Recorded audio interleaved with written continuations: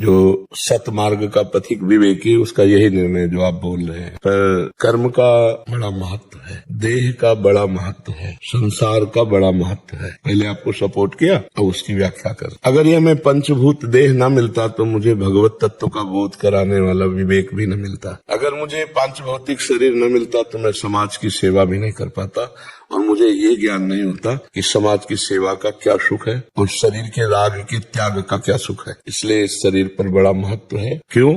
क्योंकि इसने आत्मानंद की प्राप्ति का हमें मार्ग बताया। शरीर भी हमारा 24 गुरुओं में एक शरीर भी गुरु बनाया, दत्तात्रेय जी। संसार भगवत स्वरूप है। ये हम जब अपने सुख का त्याग करके और इनके सुख की भावना करके भगवत चिंतन किया तो जो शुद्ध ज्ञान प्रकट हुआ। बहुनाम जन्मनावन्ते ज्ञानवान माम प्रपद्यते वासुदेवा सर्वमिति सामात्मा सुदुर्लभा। तो संसार प्रथम धरा में मिथ्या है, ब्रह्म सत्यम जगन मिथ्या, लेकिन अंतिम धरा में सर्वम खलमिदम ब्रह्म। बहुत बड़ा महत्व है वासुदेवा सर्वम। ये शरीर से तो हमें पता चला। अगर इस शरीर में न होते तो ना ये ज्ञान होता, ना ये भक्ति होती। इस शरीर का प्रथम में राग त्याग है, फिर बाद में तो जैसे गाड़ी का महत्व है, लक्ष्य तक पहुंचा देना, और लक्ष्य तक पहुंच गए तो गाड़ी में आग लग गई तो भी कोई परेशानी, क्योंकि हम अपने घर आ गए। लक्ष्य तक अगर हमारा चित्त वृत्ति मन अंतःकरण चतुष्टय जो है वो परमात्मा कारण नहीं हुआ, भयानक रोग आ जाए तो फिर आधे गाड़ी में आग लग जाने पर जो दशा होती है वही दशा उस साधक की होती है। और जिसकी भगवदाकार वृत्ति हो गई है तो मतलब स्मृति भी नहीं आती कि रोग है। लेकिन ये स्थिति प्राप्त महापुरुष के लिए साधारण पुरुष तो विचलित हो जाएगा। साधारण पुरुष को भगवान नाम का स्मरण करने का इतना अभ्यास कर लेना चाहिए कि सुख और दुख में, निंदा और स्तुति में, मान और अपमान में, हर्ष और शोक में, लाभ और हानि में, जय और पराजय में भगवान का विस्मरण न हो। ऐसा अभ्यास कर ले। फिर ये बात कि अब चाहे रोग आवे चाहे शोक आवे, पर देखो जरा सा शरीर में पीड़ा होगी तो मन बुद्धि का खिंचाव हो जाता है। मन बुद्धि का शरीर दुख सुख में खिंचाव होना ये बहुत भारी त्रुटि है आध्यात्मिक मार्ग के पथिक की। सुख में या दुख में दोनों हमारे बांधने का, शुभ या अशुभ दोनों बांध, सुख या दुख दोनों बांधने वाले हैं। तो प्रथम धरा में बहुत उत्तम बात है कि संसार की सेवा और शरीर के राग का त्याग और स्वरूप में प्रीति या भगवान में प्रीति। शरीर का कोई महत्व नहीं है, यही हमको शरीर के राग की स्थिति प्रदान करता है। पर शरीर का महत्व है, ये भी ब्रह्म स्वरूप है,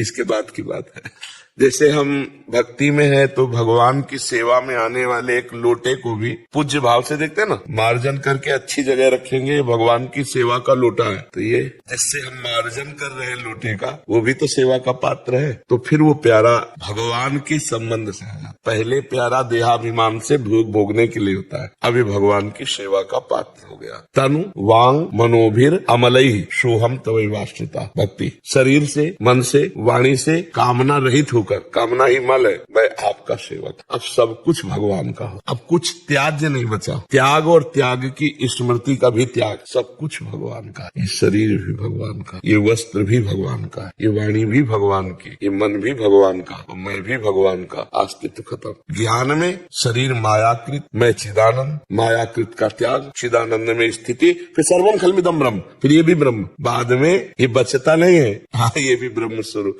तो पहले भी ब्रह्म स्वरूप था। जैसे पलटाओ इसको, पंचभूत जब अपने स्वरूप में आए, वो जब अपने स्वरूप में आए, त्रिगुणात्मिका अहंकार, अहंकार जब अपने स्वरूप में आया तो महातत्व, महत्व जब अपने स्वरूप में आया प्रकृति, प्रकृति जब अपने स्वरूप में आई तो मूल प्रकृति, मूल प्रकृति जब अपने स्वरूप में आई तो ब्रह्म। तो पंचभूत क्या हुए? उधर से जब आया तो ब्रह्म, मूल प्रकृति, त्रिगुणात्मिका प्रकृति, महातत्व, अहंकार, त्रिगुण अहंकार, उसी में पंचभूत। सर्वम खलमिदम ब्रह्म। पर पहले व्यतिरेक पद्धति अति आवश्यक। व्यतिरेक माने त्याग नहीं, ये नहीं, क्योंकि हम पहले ही लगे हुए हैं उसमें और उसे मान लिया तो और उसमें रति हो जाएगी। पहले विरति फिर रति। बहुत सुंदर विवेक काम कर रहा है आपका। भगवान का आश्रय लेकर बढ़ो और जीवन मुक्त अवस्था तक विश्राम मत मानना, मनोरंजन मत करना, जब तक ये वास्तविक अनुभव ना हो जाए कि मैं शरीर नहीं हूँ, ये अनुभव हो जाए। तो अब जैसे अभी कोई थप्पड़ मारे तो लगेगा कि थप्पड़ मारा गया, पर उसकी व्यथा नहीं होगी। उसकी व्यथा में उसका क्यों मारा इसने, ये देहाभिमान प्रश्न करता है ज्ञानी ने। इसका प्रारब्ध था, उसके अंदर प्रेरित होगा, मार दिया। अपने हाथ से लग जाए तो क्या करेंगे हम? अपनी जवान दांत से कट जाए तो हम क्या करेंगे? ऐसे दूसरे के द्वारा दी हुई पीड़ा, दूसरे शरीरों के द्वारा जब आत्मवत, तब समझ लिया हमारा ज्ञान सिद्ध हो रहा है। पर भगवान का आश्रय लेकर खूब नाम जप करते हुए, और फिर नाम जप जरूर करना चाहिए। नाम जप करते हैं? हाँ, बहुत प्रश्न और महाराज जी। महाराज जी, अगर सतगुरुदेव भगवान साकार रूप में न हो अपने सामने तो अहंकार कैसे कम हो सकता? उनके द्वारा जो दिए हुए वचन होते हैं ना, मंत्र होता है, नाम होता है ना, वो शाश्वत होता है, वो नित्य होता है। तो गुरुदेव का मूर्तिमान रूप तो अंतर ध्यान हो सकता है, पर अमूर्त रूप आपके साथ रहेगा। वही अमूर्त रूप ही अहंकार का नाश करता रहता है। गुरुदेव के दो रूप हैं, एक मूर्त और एक अमूर्त, जैसे आपका भी है। मूर्त में आपके इसका नाम लिया जाएगा और अमूर्त में आत्म तत्व रूप से है। तो आत्मा एक ही है सबके, तो वो गुरुदेव आत्म तत्व रूप से आप में भी विराजमान है ना। तो जो विकार होगा तो वो ज्ञान रूप दंड के द्वारा उस विकार को नष्ट कर देंगे। तो आपके अंदर ज्ञान दे देंगे ऐसा कि जब सच्चा ज्ञान हो जाता है तो गुरु शिष्य अभेद हो जाते हैं, फिर दो नहीं रह जाते हैं, एक ही है। नहीं, ऐसे भक्ता भेद हो जाता है। ब्रह्म नहीं, माया नहीं, नहीं जीव नहीं काल, अपनी हुशु दिना रही एक रहे। हमें बहुत अच्छा लगा आपसे संभाषण करके, क्योंकि जो संसार में भगवान का आश्रय लेकर, चाहे वो ज्ञान मार्ग हो, चाहे अष्टांग योग हो, चाहे मतलब कर्म योग हो या भक्ति योग हो, बहुत सौभाग्य, बहुत सौभाग्य। नहीं, ये माया समय देती है, अध्यात्म के लिए समय देती है, कोई अपने प्रपंच में लगाए रहती है। और बहुत कृपा है आपकी कि आपकी बुद्धि पवित्र है, ठीक निर्णय कर रही है जी। हाँ, कभी कभी ऐसा होता है कि दम्भ का रोग लग जाता है, पाखंड का रोग लग जाता है। तो जब रोग युक्त आदमी बात करता है ना तो अलग लगता है। बहुत अभी सेफ्टी है कि ये दम्भ पाखंड का वायरस नहीं लगा, बहुत खतरनाक वायरस है, मिटियामेट कर देता है। तो अपने को छुपा के और अपने को बचा के, ये सिर्फ आपके लिए है। मतलब ये जो ज्ञान है ये सिर्फ अपने लिए है, कोई दूसरा लाभ ले जाए जैसे अपनी चर्चा कर रहे हैं। तो हम ये विचार करते हैं कि हमको भगवान सौभाग्य दिए हैं, आकर के अज्ञानी बनकर प्रश्न करते हैं और हमें बोलने का सौभाग्य देते हैं। ये हमारी भगवान की सेवा बनती है। हमारे भगवान आकर जिज्ञासा करके प्रश्न करते हैं, उसका उत्तर निकलता है तो ये हमारी सेवा बन जाती है। ये हमें ज्ञान, हम ज्ञानी थोड़ी है, सेवक है। चराचर जगत के हम नौकर हैं, हम सेवक हैं। जो आकर के मालिक प्रश्न करते हैं तो इधर से मालिक उत्तर दिला देते हैं। तो हम प्रश्नकर्ता और उत्तरकर्ता का दोनों का स्वाद लेते हैं। बस अपने भाव में अगर कहीं अहंकार आ जाए तो फिर वो ज्ञान फिर पाखंड या दम्भ के रोग से दूषित हो जाता है। इसलिए बहुत बचा के, बहुत सेफ्टी से, न तर्क न विवाद और बिना प्रश्न किए कभी किसी से बात न करे। अगर लग रहा है कि इसको समझाना चाहिए तो वही भाव करो कि वो बैठा तो है जगत गुरु अंदर भगवान, वो आत्मस्वरूप से समझा देगा, अपने चुप रहो। जब आपसे कोई पूछे तो दैन्य होकर के जो हमने संतों से सुना है वो ऐसा सुना है, अपना अनुभव फिर भी नहीं, जो संतों से सुना है वो ऐसा। बहुत जल्दी निकल जाओगे, क्योंकि जब तीक्ष्ण विवेक होता, पवित्र विचार होते हैं तो अध्यात्म खुलता चला जाता है। ये अंदर ही का है, बाहर की पोथी अंदर ले जाती है, अंदर की पोथी जीवन मुक्त कर देती है। अंदर की एक अलग ग्रंथ है, जो अलग ग्रंथ है वो अंदर अनुभव गम्य भजे, जैसे वो अनुभव से आता है और उसी से जड़ चेतन का जो हमारे अंदर ग्रंथि नहीं पड़ी थी और पढ़ने का भ्रम था, वो भ्रम नष्ट हो जाता है। जासु कृपा सब भ्रम मिट जाई, गिर जासु कृपा न लगती है। महाराज जी, एक जिज्ञासा है कि क्या जीवन में अनुकूलता और प्रतिकूलता प्रारब्ध के फलस्वरूप आती जाती रहती है? अगर ऐसा है तो फिर इसके आने व जाने की चाहना क्यों होती है? नहीं करना चाहिए, यही तो अज्ञान है। जैसे हम कोई भी विश्व में नहीं चाहते कि दुख मिले, बलात् मिलता है, ऐसे सुख की भी चाह न करो, बलात् मिलेगा। अन मांगे आगे आवे को, जीव पल लागे पल को। जैसे पलक हम नहीं चाहते अपने समय से लगती, ऐसे समय से शुभ कर्म का फल सुख और अशुभ कर्म का फल दुख मिल जाएगा। हम अज्ञान की कामना से ग्रसित है, इसलिए हम चाहे करते हैं। अज्ञान हमारे अंदर है, वही कामना पैदा कर रहा है। नहीं, बिल्कुल जरूरत नहीं, कोई भी कामना करने की जरूरत, अपने आप सब कुछ होगा प्रारब्ध के अनुसार। एक बात प्रारब्ध के अनुसार नहीं होगा, जीवन मुक्त प्रारब्ध के अनुसार नहीं होगा, भगवान के प्रेमी प्रारब्ध के। इसके लिए भजन करना हो, इसके लिए हमारा मनुष्य शरीर है। और सुख दुख उन्नति अवनति तो पहले से निश्चित है, पहले से निश्चित है। कितने देखेगा भारी प्रवीण बुद्धि, कोई काम नहीं है उनके पास, नौकरी है ना, और सब उनके पास कागजात, भारी प्रवीण बुद्धि। प्रारब्ध है, धक्का खाना लिखा है तो कहीं जुगाड़ नहीं लग रहा। और कितने ऐसे कि ऐसी कोई खास बुद्धि नहीं, उनकी देखा बात करके, और उनके बहुत धन है, क्योंकि पूर्व का सुकृत है। तो सुख और दुख ये प्रारब्ध के अधीन है, और सुख और दुख का अनुभव करना ये अज्ञान के अधीन है, और भगवान की प्राप्ति करना ये प्रयत्न और कृपा दोनों के अधीन है। भगवान की कृपा से हमको ऐसे से मार्ग बताने वाले सद्गुरुदेव मिल जाए और उस बताए हुए मार्ग पर चलने का हम प्रयत्न करें तो सफलता प्राप्त होगी। समझ पा रहे हैं आप? महाराज जी, आपके प्रवचन और सत्संग यूट्यूब के माध्यम से सुन रहा हूँ और मैं पिछले 15 साल से बाहर रह रहा हूँ।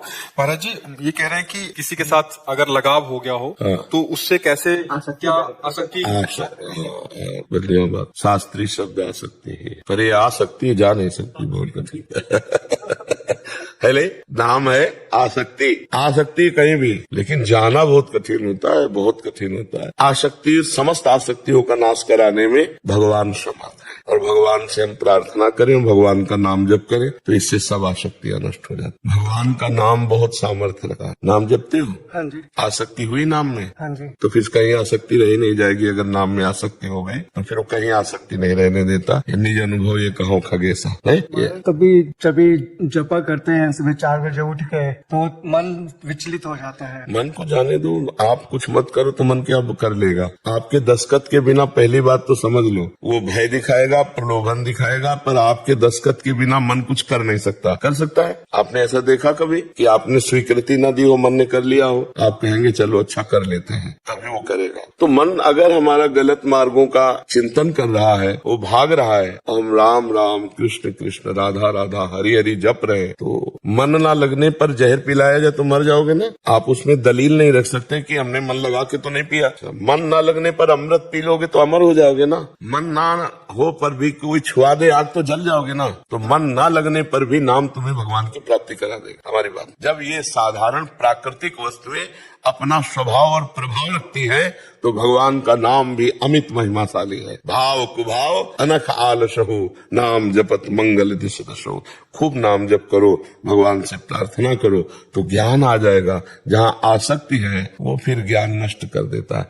अच्छा, कहाँ आसक्ति हो सकती है हमें बता। पहली बात हम रखते हैं रुपया। रुपये में आसक्ति क्यों? क्योंकि भोग सामग्री मिलती, बस। नहीं, रुपये में कोई आसक्ति नहीं। क्यों? हमारी इस बात से सहमत हो आप? हम रुपये में इसलिए आसक्त होते हैं क्योंकि उससे सामग्री मिलती है, भोग सामग्री। कुछ भी खरीद सकते हो, नहीं तो हम 2000 के नोट 1 ट्रक आपको दे, खुशी होगी आपको, क्योंकि वो प्रयोग में आने वाला नहीं। तो रुपये का महत्व है भोगों के कारण। अब भोगों पे आ जाइए तो खान पान, देखना सुनना, इन सब भोगों के परिणाम में एक आखिरी इच्छा होती है, जनेंद्रीय भोग, काम। और काम भोग कहाँ से होता है आप देख लो। मतलब गिरते गिरते हम कहाँ गिरते हैं जाकर के देख। धर्म युक्त काम भगवान की प्राप्ति में सहयोगी है, अधर्म युक्त काम नरक पहुंचाने में काम। तो इसलिए हम नाम जप करते हुए मन की उस बात में दस्तखत करें जो सत है, और जो असत है तो हम उसे काट। धर्म युक्त क्रियाओं के लिए जब मन संकल्प करे तो हमें दस्तखत कर देना चाहिए, अधर्म युक्त नहीं तो फिर तो पतन हो जाएगा। पापवंत कर सहज स्वभाव भजन मूर्ते। अगर पाप बनने लगे तो भजन भी बंद हो जाएगा, नाम में अश्रद्धा हो जाएगी, नाम नहीं जप पाओगे। पापवंत कर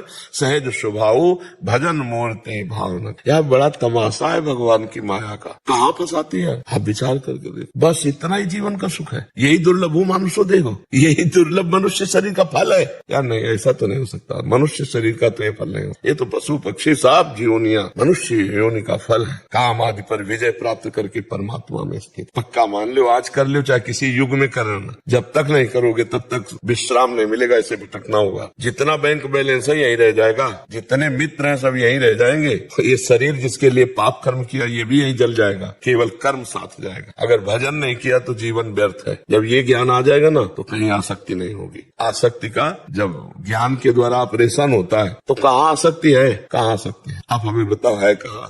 बहुत गलत जगह आसक्ति। इस शरीर से दुर्गंध निकलती है गर्मियों में, जब इधर से कभी किसी के तो देखो कैसा, और फिर छिड़क के देखो नाक से कान से मल, मुंह से, और नीचे के तो मल के द्वारे हैं, मूत्राशय मलाशय से जुड़े हुए द्वार है। यार कहाँ आसक्ति? आसक्ति सच्चिदानंद रूप में हो, उनके नाम में हो, धाम में हो तो बात बने। आसक्ति कहाँ हो? दुर्गंध युक्त नाशवान शरीर में आसक्ति। भाई भजन करो तो शुद्ध बुद्धि हो, तब आपको पता चलेगा। अब कछुनाथ न चाहिए, अंदर आएगा प्रभु नहीं नहीं। जैसे वमन है ना, खाने का मन नहीं होगा, वमन माने उल्टी। जैसे मल दोबारा देखने की इच्छा नहीं होती। जैसे सुंदर खीर हो और कान में कोई बता दे इसमें विष मिला है तो खा नहीं सकते। ऐसे इन संसार के भोगों से घृणा और भय पैदा हो जाता है, उसको जो भगवान का भजन करता है। अरे नहीं, जब अंदर आनंद मिलता है ना, बाहर से फिर मन नहीं। निज सुख बिन मन होई की थीरा।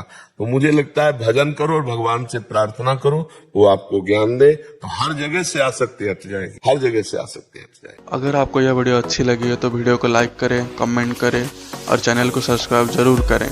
और मैं आपको मिलता हूँ कल एक और नए वीडियो के साथ। राधे राधे।